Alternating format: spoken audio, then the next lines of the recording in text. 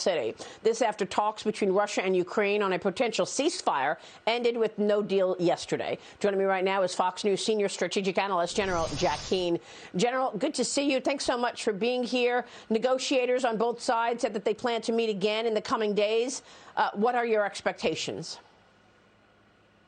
Oh, I don't have much expectation there whatsoever. What the Russians have on the table is a transfer of power from the Ukraine to a pro-Russian Ukrainian and a surrender of the Ukrainian military.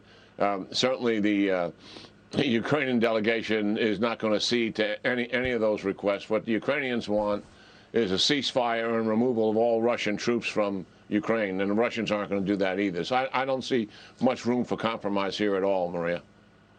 Well, I mean, look, President Zelensky is being hailed as a modern-day Winston Churchill, fighting till the bitter end. But, General, I got to get your take on what I just spoke with Congressman Ro Khanna about, and that is, how is it possible that the U.S. could say Putin is bad, Russia is bad, we stand with Ukraine, and turn around and buy oil from Russia? We're still buying oil from Russia, importing it, and also use Russia as the mediator to negotiate on the United States' behalf in the Vienna talks.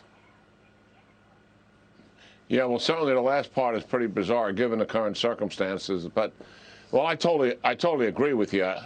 I mean, why we are buying oil from Russia at this late date, which is 17 million barrels of oil a month, makes no sense whatsoever when there certainly are alternatives out there.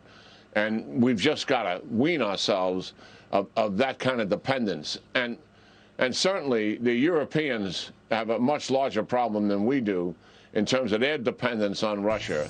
And it's the reason why the sanctions, while a lot of it looks very good, the ultimate sanction that would be applied against Russia is to shut down their oil and gas imports to Europe and to the West. And that is not being done whatsoever. I mean, that almost stops their economy if you take away that, even though certainly the central bank sanctioning and SWIFT all are important.